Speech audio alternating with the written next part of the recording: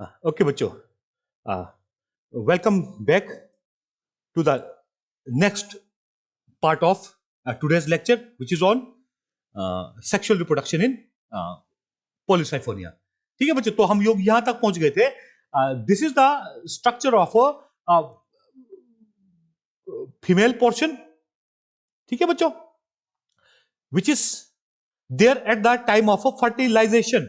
जब फर्टिलाइजेशन होता है उस समय में फीमेल रिप्रोडक्टिव स्ट्रक्चर कुछ इस तरह से नजर आता है. ठीक है, और इनमें कौन कौन से सेल्स बनते हैं बच्चों, ये मैं एक बार फिर से रिपीट करता हूं.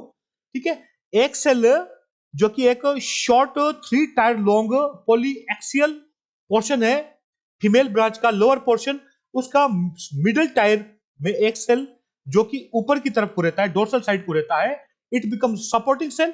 ठीक है, यहां पर शेप इसका थोड़ा चेंज हो गया है. It remains supporting cell.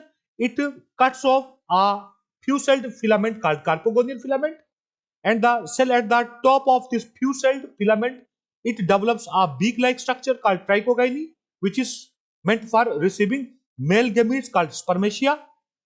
ठीक है, and whereas it cuts off the supporting cell cuts off a lateral sterile filament initial, which becomes a 2 cell long lateral sterile filament, and the supporting cell cuts off one more segment toward lower side, which is called basal sterile filament initial. And this short lateral sterile filament and the basal sterile filament initial, it will provide nutrition to the developing carposporophyte in future during post fertilization events. ठीक है बच्चों, तो this is the structure. ये याद रखना है बच्चों अच्छे से, इसलिए मैं इस बार फिर से इसको रिपीट कर रहा हूं. What happens during formation of female reproductive structure? During its formation, 3 basal cells of an unbranched short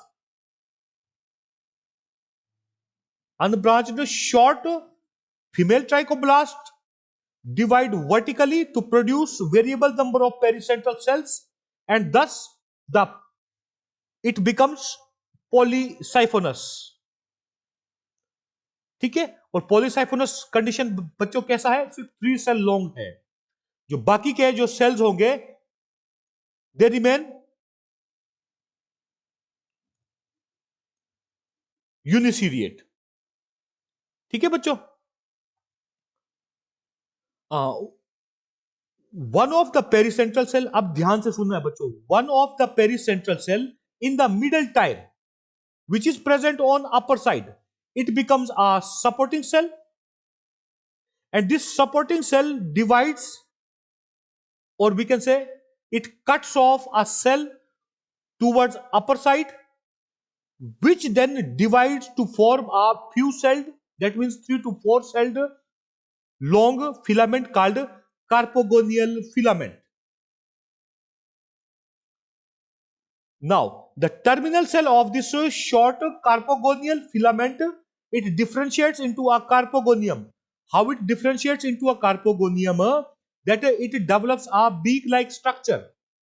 ठीक है, and carpogonium होता कैसा है? It consists of a swollen main body and a beak like structure called trichogyny. And why this trichogyny is present, or why this trichogyny is formed? This is formed for receiving male gametes called spermatia. और spermatia कैसे है बच्चों? These are minute naked protoplast species which are non-flagellated, and they function as male gamete because they enclose a male nucleus. Finally, what happens? The carpogonium protoplast, it becomes the female gamete, a large, massive, non-motile female gamete called egg or ovum. ठीक है,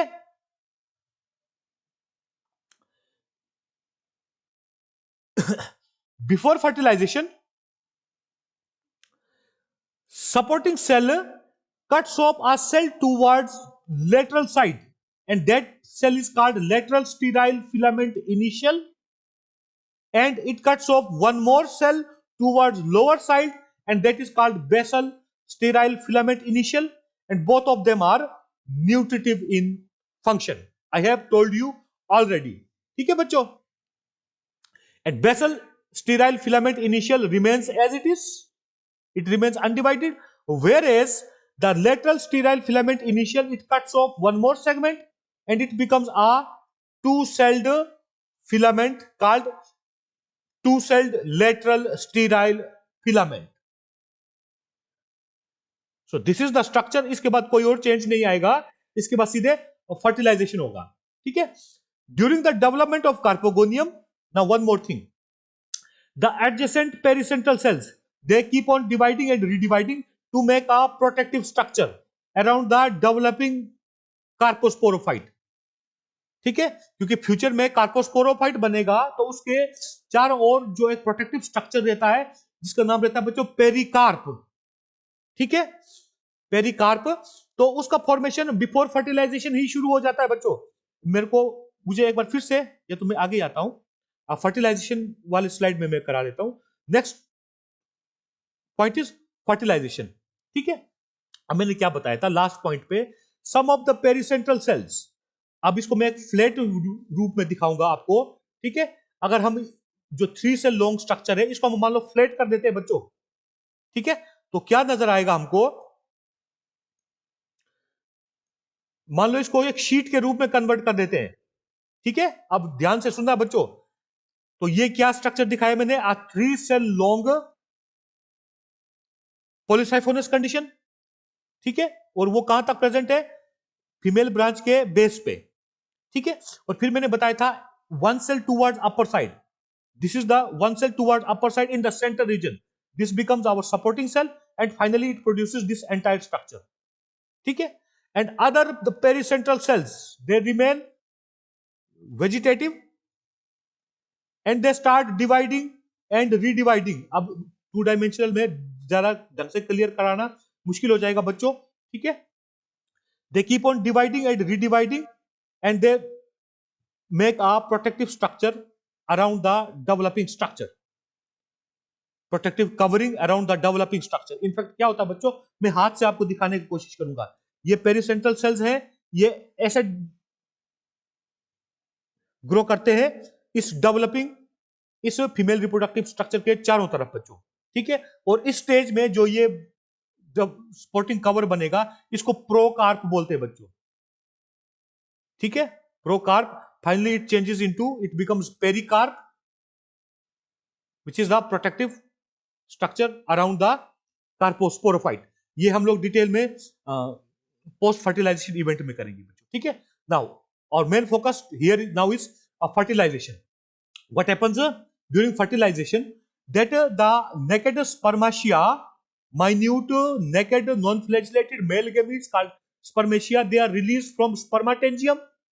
These blue colored structures are spermatangium, spermatangia. ठीक है, and it settles at the or settles on trichogyny of carpogonium. ठीक है, and what happens, the wall of trichogyny at the region of contact with the spermatium, it gelatinizes. As a result, the male nucleus along with the cytoplasm, it enters into female reproductive structure called carpogonium. ठीक है, and passing through trichogyny it reaches to female nucleus and fertilization occurs, means karyogamy occurs.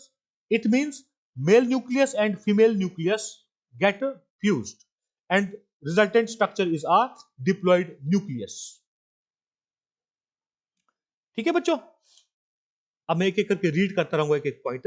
Male gametes called spermatia are released from spermatangia through an apical pore and they are transported to carpogonium with the help of water currents. The male gametes, they cannot move by their own because they are non-flagellated. ठीक है, पानी की मदद से ये transport होते हैं और सेटल हो जाते हैं कहां पर, कार्पोगोनियम के बीक के ऊपर। The wall of trichogyny dissolves in the region of contact. ठीक है, वॉल ऑफ ट्राइकोगाइनी क्यों बोला मैंने ओनली बच्चों, क्योंकि जो स्पर्मेशिया ये तो अपने आप में नेकेड स्ट्रक्चर है, इसके पास तो सेल वॉल है ही नहीं, ठीक है। And next what happens, nucleus of spermatium enters into trichogyny and finally it passes through that long beak like structure called trichogyny and reaches basal swollen portion of carpogonium where it fuses with female gamete and fertilization occurs. ठीक है बच्चों, so with this our lecture finishes. तो fertilisation के बाद क्या होगा बच्चों, ये मैं एक बार फिर से यहां बता देता हूं, ये सारे इवेंट्स एक एक करके ना।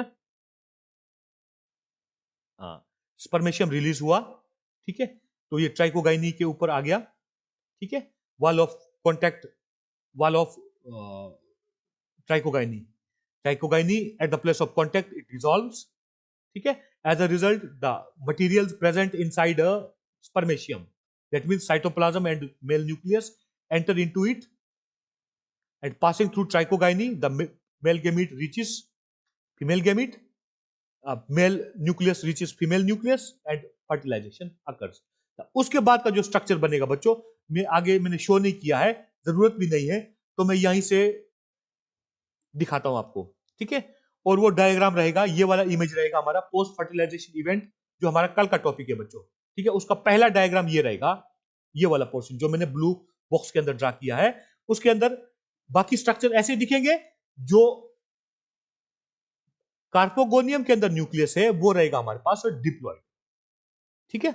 तो इसके साथ आज का लेक्चर खत्म होता है बच्चों, कल मिलते हैं नए लेक्चर के साथ जो रहेगा पोस्ट फर्टिलाइजेशन इवेंट और post sexual event in Polysiphonia, और इसको एक और तरह से भी बोला जा सकता है the development of carposporophyte and tetrasporophyte in Polysiphonia, and both include the post fertilization event.